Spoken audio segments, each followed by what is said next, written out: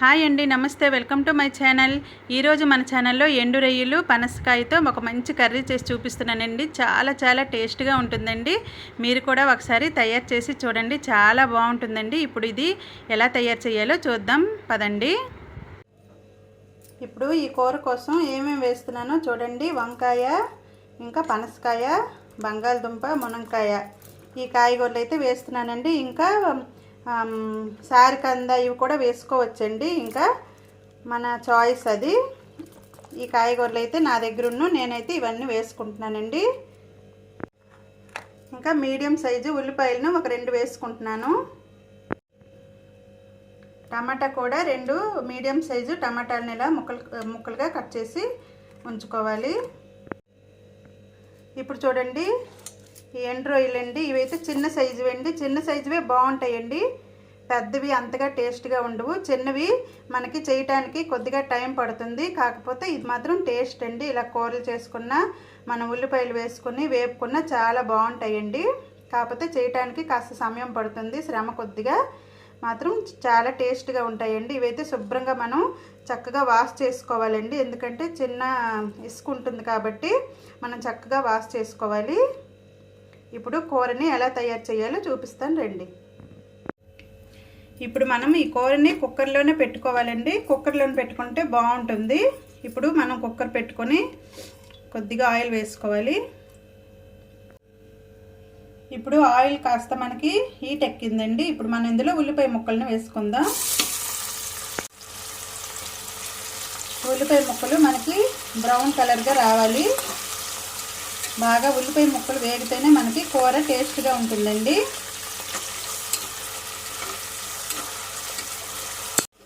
ఇప్పుడు ఉల్లిపాయ ముక్కలు మనకి బాగా వేగిపోయాయండి. ఇప్పుడు మనం ఇందులో ఎండు రొయ్యలను వేసుకుందాం. ఈ ఎండు రొయ్యలు మనం ఇలా ఉల్లిపాయల్లోనే వేయించుకుంటే బాగుంటుందండి. చూసారు కదా, ఇలా మనం రొయ్యలన్నింటినీ వేసుకొని వేయించుకోవాలి. ఇందులోనే మనం పసుపు వేసుకోవాలండి. కూరకి సరిపడా పసుపు వేసుకోవాలి ఇందులోనే. ఇప్పుడు చక్కగా కలుపుకోవాలి.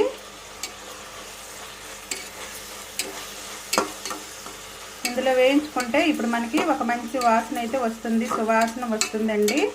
ఇలా వేయించుకుంటే కూర అనేది టేస్ట్గా వస్తుంది.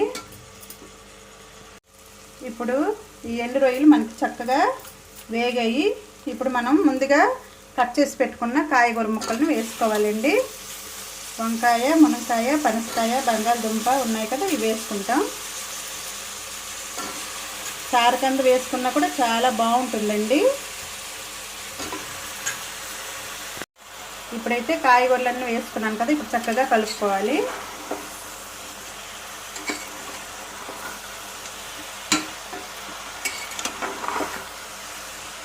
ఇందులో ఇప్పుడు మనం టమాటా కూడా వేసుకోవాలి.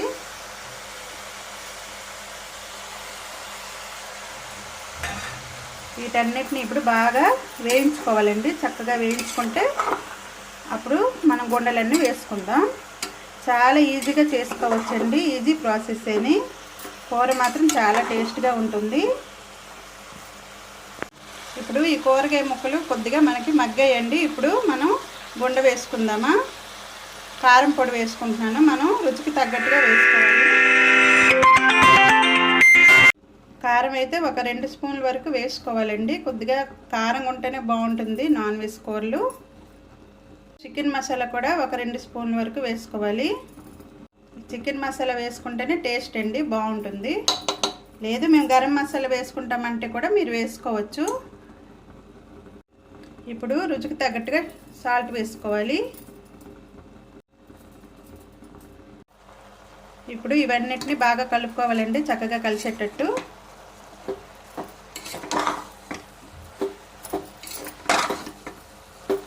మీరు ఎప్పుడు కనుక ట్రై చేయకపోతే ఒకసారి ట్రై చేసి చూడండి. ఈ కూరని చాలా బాగుంటుందండి. పచ్చి రొయ్యల కన్నా ఎండు రొయ్యలు బాగుంటాయండి. ఎండు రొయ్యలు, పనసకాయ, మునక్కాయ కూర అయితే చాలా బాగుంటుంది.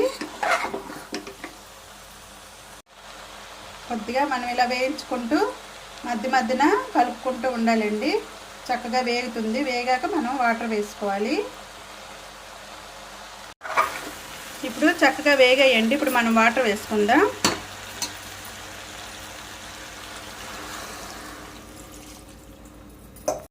ఇంకాస్త వాటర్ వేసుకుంటున్నాను. ఇప్పుడు చక్కగా కలుపుకోవాలండి. సాల్ట్ కొద్దిగా చూసుకోండి. సాల్ట్ కారం చాలకపోతే మీరు వేసుకోండి. నాకైతే సరిగ్గా సరిపోయింది. ఇప్పుడు మనం కుక్కర్ని కప్పు పెట్టుకుందామండి. ఒక 2 విజిల్స్ అయితే రానివ్వాలి. 2 విజిల్స్ వస్తే సరిపోతుంది. ఎందుకంటే మునక్కాయ అన్నీ మనకు బాగా బేగా ఉడికిపోతుంది. 2 విజిల్స్ అయితే ఇప్పుడు రానిద్దాం.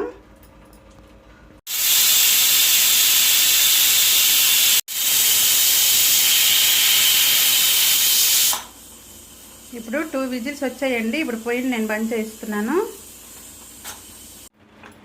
ఇప్పుడు విజిల్ అంతా పోయిందండి. మనం చూద్దాం కూరని. చూసారు కదా ఎంత చక్కగా ఎంత కలర్ఫుల్గా ఉందో కూర. చాలా చాలా టేస్ట్గా ఉంటుందండి ఈ కూర. ఇప్పుడైతే మనకి ఈ ఎండు రొయ్యల కూర అయితే రెడీ అయ్యిందండి. ఇలా మనం అన్ని వెజిటేబుల్స్ అన్నీ వేసుకుంటాం కాబట్టి హెల్త్కి కూడా చాలా మంచిదండి.